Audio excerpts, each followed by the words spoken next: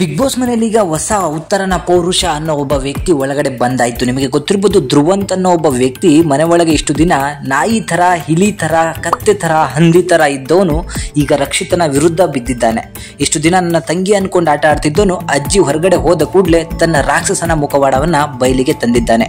So ಆ ಒಂದು ಹುಡುಗಿಯ ಬಗ್ಗೆ ಎಷ್ಟು ಕೆಟ್ಟದಾಗಿ ಮಾತಾಡ್ತಿದ್ದಾನೆ ಅಂತ ಹೇಳಿದ್ರೆ, ಅದು ಹೋಗಿ ಅಶ್ವಿನಿ ಗೌಡ ಬಳಿ ಮಾತಾಡ್ತಿದ್ದಾನೆ. ಇದಕ್ಕೆ ತುಪ್ಪ ಸುರಿತಿರೋದಂಥದ್ದು ಕಾಕ್ರೋಚ್ ಸುದಿ ಅವರು.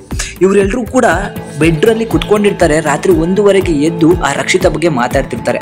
ಪಾಪ ರಕ್ಷಿತಾ ಹೊರಗಡೆ ಹೋಗಿ ಬೀನ್ ಬ್ಯಾಗ್ ಮೇಲೆ ಕೂತ್ಕೊಂಡು ಅಜ್ಜಿ ಹೊರಗಡೆ ಹೋಗಿರೋ ಒಂದು ಬೇಜಾರಲ್ಲಿ ಅವಳು ಮಾತಾಡ್ತಿರ್ತಾರೆ. ಅಜ್ಜಿ ಬಗ್ಗೆನೇ ಮಾತಾಡ್ತಾ ಕೂತಿರ್ತಾಳೆ. ಅಜ್ಜಿ ಬಂದ್ಬಿಡಿ, ನನಗೆ ಬೇಜಾರಾಗ್ತಾ ಇದೆ, ನಾನು ಎಷ್ಟೊತ್ತಲ್ಲಿ ಎದ್ದು ನಿದ್ದೆ ಬರ್ತಿಲ್ಲ, ಬಾಜಿ ಹೊರಗಡೆ ಕೂತ್ಕೊಳ್ಳೋಣ ಅಂದರೆ ಬರ್ತಾ ಇದ್ರು ಅಂತ ಹೇಳಿ ಎಲ್ಲದೂ ಕೂಡ ಅಳ್ಕೋತ ಮಾತಾಡ್ತಿರ್ತಾಳೆ.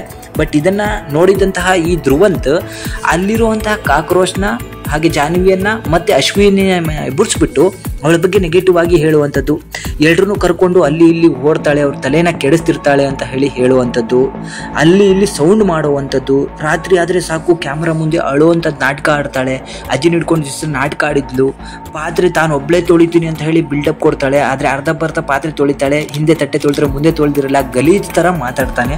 ನಾನೇ ಎಲ್ಲ ಮಾಡಿದ್ದು ಅಂತಲೂ ಕೂಡ ಪೋಸ್ಟ್ ತಗೋತಾಳೆ ಅಂತ ಹೇಳ್ತಾರೆ. ನಮ್ಮ ಕಡೆ ಯಾರೂ ಕೂಡ ಹೀಗೆ ತುಳುನು ಕರೆಕ್ಟಾಗಿ ಮಾತಾಡಲ್ಲ, ಕನ್ನಡನೂ ಕೂಡ ಕರೆಕ್ಟಾಗಿ ಮಾತಾಡಲ್ಲ. ಆದರೆ ಇವಳು ಮಾತಾಡುವಂಥ ರೀತಿ ನೋಡಿದ್ರೆ ನಿಜಕ್ಕೂ ಇವಳು ಡೌರಾಣಿ ಅಂತ ಹೇಳಿ ಅನ್ನಿಸ್ತಾ ಇದೆ. ಇವಳಿಗೆ ಕ್ಲಿಯರಾಗಿ ಮಾತಾಡೋಕೆ ಬರುತ್ತೆ, ನಾನು ಹೊರಗಡೆ ಇವಳನ್ನ ನೋಡಿದ್ದೀನಿ ಅಂತಲೂ ಕೂಡ ಡೌವನ್ನು ಹೊಡೆದಾಕ್ಬಿಡ್ತಾನೆ. ಗೊತ್ತುಂಟಾ ಅಂತ ಹೇಳಿ ನಾಟಕ ಆಡ್ತಾಳೆ ಅಂತಲೂ ಕೂಡ ಬಾಯಿಗೆ ಬಂದಂತೆ ಮಾತಾಡ್ತಾ ಇರ್ತಾಳೆ. ಅವಳು ನೋಡಿದ್ರೆ ಪಾಪ ಅಜ್ಜಿ ಬಾ ಅಜ್ಜಿ, ನನಗೆ ನಿದ್ದೆ ಬರ್ತಿಲ್ಲ ಅಜ್ಜಿ ಅಂತ ಹೇಳಿ ಅಲ್ಲಿ ಅಳ್ಕೋತಾ ಕೂತಿರ್ತಾಳೆ.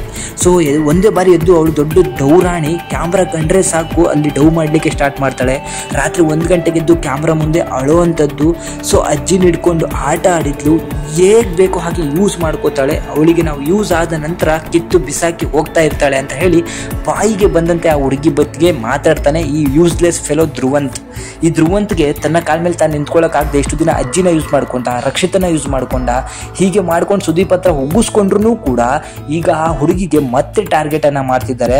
ಇವರೆಷ್ಟೇ ಟಾರ್ಗೆಟ್ ಮಾಡಿದ್ರು ಹೊರಗಡೆ ಜನಗಳು ರಕ್ಷಿತನ ಕರೆಕ್ಟಾಗಿ ಅಬ್ಸರ್ವ್ ಮಾಡಿ ನೋಡ್ತಿದ್ದಾರೆ. ಅವಳು ಎಲ್ಲೂ ಕೂಡ ನೆಗೆಟಿವ್ ಅಂತ ಹೇಳಿ ಅನ್ನಿಸ್ತಾ ಇಲ್ಲ.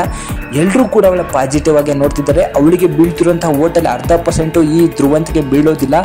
ಈ ಒಂದು ವಾರದಲ್ಲಿ ಇವನು ಆಚೆ ಹೋದರೆ ತುಂಬ ಚೆನ್ನಾಗಿರುತ್ತೆ ಅಂತ ಹೇಳಿ ನನಗೆ ವೈಯಕ್ತಿಕವಾಗಿ ಅನ್ನಿಸ್ತು. ಸೊ ಈ ಧ್ರುವಂತ್ ಬಗ್ಗೆ, ಈ ಉತ್ತರನ ಪೌರುಷನ ಬಗ್ಗೆ ನಿಮಗೆ ಏನಿಸುತ್ತೆ ಅದನ್ನು ದಯವಿಟ್ಟು ಕಮೆಂಟ್ ಮುಖಾಂತರ ನಮಗೆ ತಿಳಿಸಿ. ಹಾಗೂ ವಿಡಿಯೋ ಬಗ್ಗೆ ನಿಮಗೆ ಅನಿಸುತ್ತೆ ಲೈಕ್, ಶೇರ್, ಸಬ್ಸ್ಕ್ರೈಬ್ ಮಾಡೋದನ್ನ ಮರಿಬೇಡಿ. Thank you.